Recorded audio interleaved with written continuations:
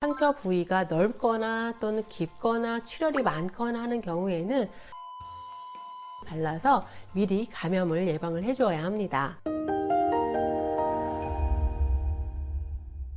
엄마 손은 약손, 어서오세요. 엄마 열사입니다. 요즘 이렇게 따뜻한 봄이 되고 또 꽃이 만발하는 이런 때가 되었는데요. 이때 아무래도 가족끼리 나들이도 많이 하게 되고 또 자전거 타는 분들도 많아지게 됩니다.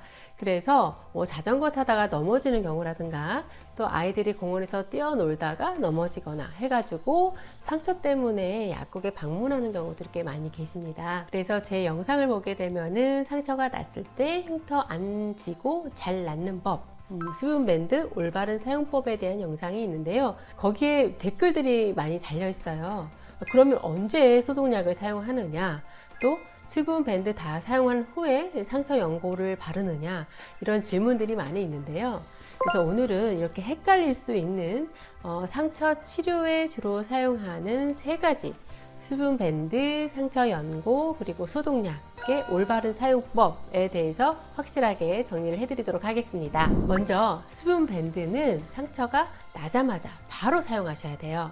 우리가 상처가 나게 되면은 우리 몸을 보호하고 있던 이제 피부 가장 바깥쪽이 이렇게 손상이 되면서 이걸 빨리 복구를 하려고 우리 몸에서 여러 반응들이 있게 됩니다. 막 피도 났다가 지혈도 되고 삼출물들이 막 나오게 되는데, 이때 중요한 게 세균에 감염되지 않고 이 상처 부위가 건조하지 않은 그런 수분한 촉촉한 상태를 잘 유지를 해줘야 빨리 아물고 흉터가 안 남게 되는 거거든요. 그래서 상처 부위를 촉촉하게 수분 환경을 유지시켜주는 수분 밴드를 사용을 하게 됩니다. 무엇보다 수분 밴드는 상처가 나자마자 바로 붙여 주어야 가장 효과가 좋습니다. 수분 밴드에는 몇 가지 종류가 있는데요.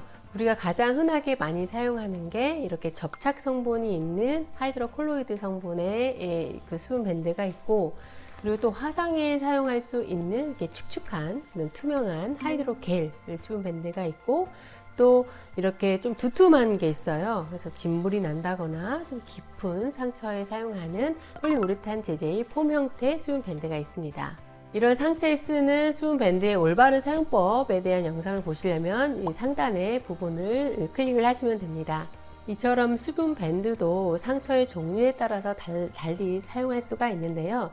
특히 수분 밴드를 사용해선 안 되는 경우가 있는데, 오래된 상처라든가 또는 감염이 될 우려가 있거나 감염이 된 상처에는 수분 밴드를 사용해서는 안 됩니다. 그러면 감염이 된 상처는 어떤 건가요? 라고 물어보는 경우들이 있습니다. 상처가 난 후에 2-3일 정도 지난, 그래도 전혀 안 아물고 계속 남아있는 그런 상처라던가, 또는 딱지가 졌는데 그 부위가 노랗게 뭐가 생겼다거나, 또는 그 주위가 붉어지고 붓고 가렵다거나, 이러한 상처들은 감염이 된 상처, 붓거나 열감이 있거나 또 아프거나 이러한 증상 자체가 감염을 의미를 하게 됩니다. 이럴 때는 수분 밴드를 사용하지 않습니다. 즉 상처가 났을 때 수분 밴드는 상처가 나자마자 바로 붙여주셔야 합니다. 두 번째, 상처 연고는 감염이 된 상처라든가 또는 이런 수분 밴드를 붙이기 좀 어려운 그러한 상처 부위에 사용을 하게 됩니다. 이 상처 연고의 항생제 성분은 감염된 상처에 이런 세균을 제거해주는 그런 기능을 하게 되고, 또 우리 피부에는 늘 상재균이라 해서 균이 존재를 하기 때문에 상처 부위가 넓거나 또는 깊거나 출혈이 많거나 하는 경우에는 바로 또 세균의 증식이 생길 수가 있습니다.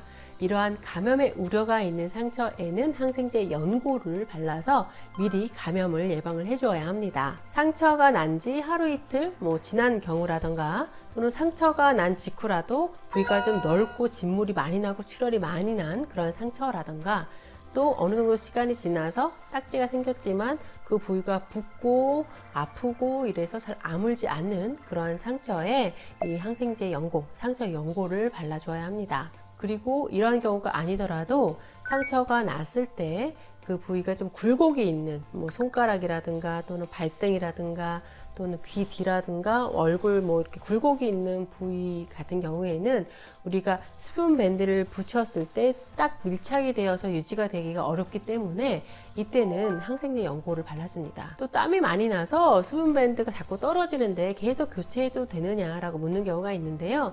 이렇게 수분 밴드가 최소 하루 이상 유지가 되지 못하게 되면은 결국 수분 밴드의 효과를 보지 못하게 됩니다. 이런 부위에는 항생제 연고를 계속 하루에 3-4번 정도 발라주는 게 좋은데요. 상처 연고는 항생제 성분이라든가 약 성분이 약의 어떤 효과를 나타내지만 이렇게 바르게 되면은 끈적끈적한 느낌, 촉촉한 느낌이 남잖아요. 이러한 피부를 보호하는 작용, 그리고 우리가 상처가 났을 때 빨리 아물려면은 그 상처 부위가 건조하지 않고 촉촉하게 잘 유지가 돼야 되는데 이러한 수분 환경을 만들어 주게 됩니다. 즉 상처 연고는 항생제 연고를 의미를 하게 되고 오래된 상처라던가 또는 감염된 상처라던가 감염의 우려가 있는 상처라던가 또는 감염되진 않았더라도 수분 밴드를 붙이기 어려운 부위에 항생제 연고를 사용할 수가 있습니다. 세 번째, 소독약은 2차 감염 예방을 위해서 사용을 합니다. 이게 댓글 중에 보면은 그러면 소독약은 도대체 언제 사용하나요? 라는 질문들이 꽤 있습니다. 상처 치료의 가장 첫 번째 목표는 감염이 되지 않게 하는 겁니다. 상처가 세균에 감염이 되게 되면은 상처 부위가 넓어지게 되고 깊어지게 되고 오래 지속이 되면서 생명까지 위협할 수가 있고 또 흉터가 생기기 때문에 그래서 상처의 2차 감염을 예방하는 목적으로 소독약을 많이 사용을 해왔습니다. 우리가 가정에서 주로 쓰는 3가지 소독약이 있죠. 빨간약 포비돈, 그리고 과산화수소수, 또 알코올, 이렇게 3가지가 있는데요. 먼저 포비돈을 말씀을 드리면 우리가 다칠 때 보면 넘어져서 이렇게 깊게 다치진 않더라도 막 긁혀가지고 부위가 좀 넓게 다치는 경우가 있어요. 그럴 때는 포비돈으로 이렇게 좀 넓게 소독을 해주면서 발라주면 좋고요. 또 깊은 상처, 진물이 나거나 출혈이 있는 경우에는 이 포비돈 소독약을 사용을 하게 되면은 그 상처 부위에 자극이 될 수가 있습니다. 그래서 상처 주변을 깨끗하게 정리를 하면서 소독을 해주게 되고요. 그리고 이 포비돈 빨간 약은 이 발랐을 때 피부에 붉게 색소가 남아있는 동안 소독 효과를 유지를 하게 됩니다. 다음은 과산화수소수인데요. 과산화수소수 같은 경우에는 이 상처가 나지 않은 피부에는 효과가 없고 상처 부위, 이 삼출물과 반응을 하면서 기포가 뽀글뽀글 생기면서 이런 살균 소독 작용을 하게 됩니다. 그런데 피부 자극이 워낙 강하기 때문에 요즘엔 잘 사용을 하지 않고요. 주로 화상이라든가 욕창이라든가 상처가 난 후에 이렇게 조직이 죽어가지고 괴사된 조직이 검게 남게 되는데 그러한 부위를 제거를 하는 데 사용을 합니다. 다음은 알코올이 있는데요. 알코올은 피부 자극이 가장 심합니다. 그래서 상처에는 사용을 하질 않아요. 주로 사용하는 용도에는 이런 도구를 닦아내는 데 사용을 하게 되는데 뭐 가위라든가 핀셋이라든가 또 우리가 주로 많이 사용하는 핸드폰 같은 경우도 알코올로 닦아주면 좋습니다. 피부 같은 경우에 상처가 나지 않은 뭐 주사를 맞기 전이라든가 또는 귀를 뚫기 전이라든가 우리가 주로 뭐 손 소독할 때도 이 알코올을 사용을 하잖아요. 이때 60에서 70% 정도 농도의 알코올이 소독이 가장 좋고요. 그리고 이렇게 마르게 되면은 이제 소독 효과가 없게 돼요. 그래서 그냥 수시로 자주 이렇게 손 소독을 해주는 것이 좋습니다.